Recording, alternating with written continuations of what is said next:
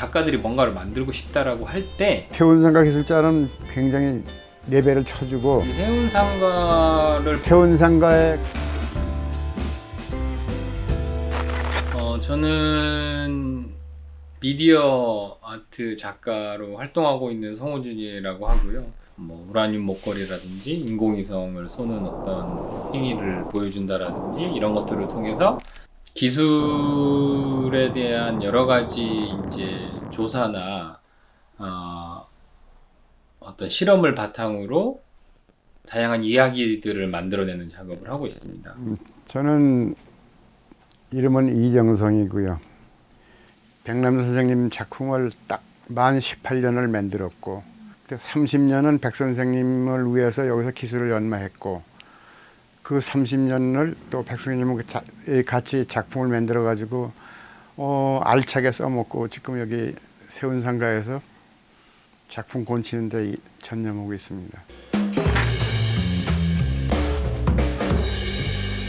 원래 1961년에 국제 TV학원에서 내가 텔레비를 배운 이후로 기술 연마하고 내가 배울 땐 세운상가라는 게 있질 않았어요. 군용 천막을 뒤집었으면 천막촌.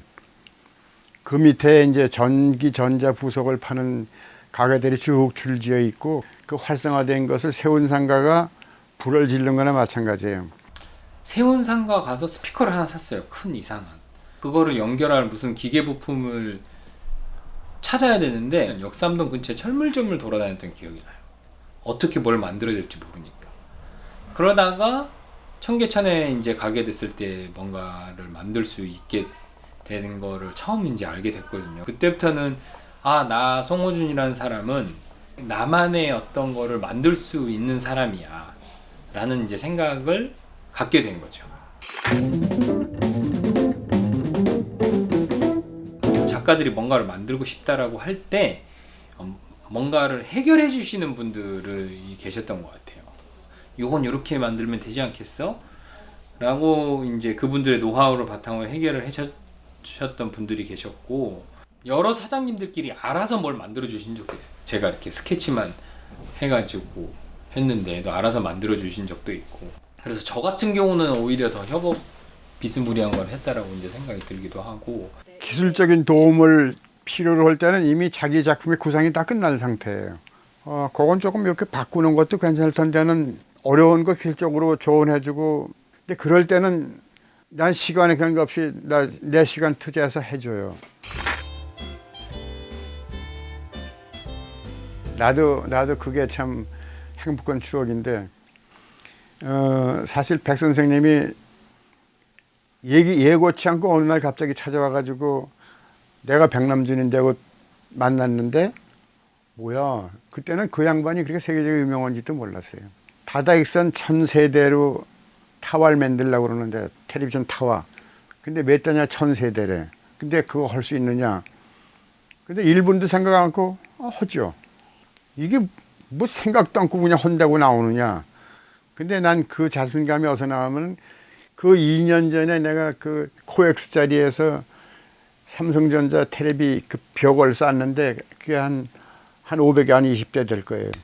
그거를 짧은 시간 내에 개조해가지고서 텔레비전 벽을 싸가지고 완벽하게 작동하게 해주니까 삼성에서도 굉장히 좋아했어요. 그래서 그것이 이제 소문이 나는 거고 백 선생님이 한국 기술자를 하나 쓰고 싶은데 어디 가면 좋겠냐. 몇 군데 물어봐도 또 손가락전 일로 오니까 이 오신 거고 그럼 해줘. 그리고 선생님 그냥 미국으로 떠나셨어요. 다 만들어가지고 예정된 생방송 날짜에 다 했는데 근데 미국에 가게에서 방송에서 온에어로 딱 들어오는 거 보니까 완벽하게 다 작동하니까 선생님이 난리가 난 거예요.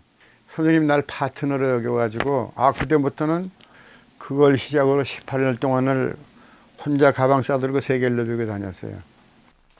그러니까 이제 인공위성 작업을 하겠다라고 마음을 먹게 된 게 왠지 세운상가가 옆에 청계상가 세운상가가 옆에 있으니까 나도 충분히 할 수 있지 않을까 뭐 이런 이제 생각을 하게 된. 또 이제 외국에 있는 작가들이 한국에 오면 제가 항상 이렇게 청계천이나 세운상가 투어를 많이 해줬어요. 진짜 좋은 거거든요. 우리만 있는 깎는 문화 또 가동시켜보는 거 그래서 여길 늘 보고 가고 이제 그러는데 자기네들 나라에는 이런 것들이 없다라는 거죠. 뭐 독일이든 미국이든 뉴욕 같은 경우만 해도 레이저로 뭔가를 깎고 싶으면은 제가 이제 갔었던 뭐 2010년도나 이럴 때에는 되게 유명한 건축가 사무실에 가야만 레이저 커트 한 번만 써도 되냐고 해서 쓸 수 있었다라고 하더라고요. 우리나라 같은 경우에는 디자인만 하게 되면 아침에 맡기면 점심때나 저녁에 그걸 받을 수 있잖아요. 그런 인프라가 중요한 거지. 사실은 전자 부품보다도 그런 인프라는 세운상가 일대 아니면 없어요. 그건 세계 어느 나라도 없거든요. 여기 이 밑에 있는 업자들이 다 단일 품목을 많이 해요. 내가 요만한 걸 전문가인데 그 외에 필요한 건 옆집 가져오고 옆집 가져와서 하나를 만들어 내보내줘요. 근데 흩어지잖아요. 같이 이사 가면 되는데 뿔뿔이 흩어지면은 다 능력을 잃어버려요. 이게 시스템이 무너지는 거예요, 쉽게 얘기해서. 그래서 이제 그런 공간이 없어진다라고 하게 되면 저 역시 뭐 외국 작가들처럼 그냥 뭐 저 먼 곳에서 수입한 뭔가로 만들어 보고, 그러니까 이제 내가 만들어낼 수 있는 거에 힘이 많이 떨어지지 않을까, 뭐 이렇게 생각이 드네요. 이렇게 독특한 어떤 문화 생태계를 보존하는 법은 아직은 없잖아요. 그래서 그게 있었으면은 첫 번째로 보존되어야 할 곳 중에 하나가 아닐까. 청계천 세운상가 같은 경우는.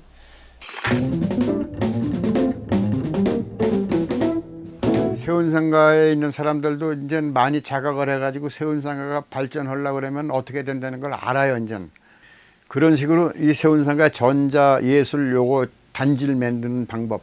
어쨌든 세운상가의 이 전자상가의 명맥을 유지시킬 필요가 있는 거고, 그래서 뭔가를 만들고 싶은 많은 창작자들, 뭐 작가도 그렇고 디자이너들도 그럴 수도 있고, 아니면은 이제 연구를 하고 있는 이제 과학자들이나 공학자들이 뭔가를 만들어 볼 수 있는 이제 첫걸음을 뛸 수 있는 공간이라는 생각이 들어요.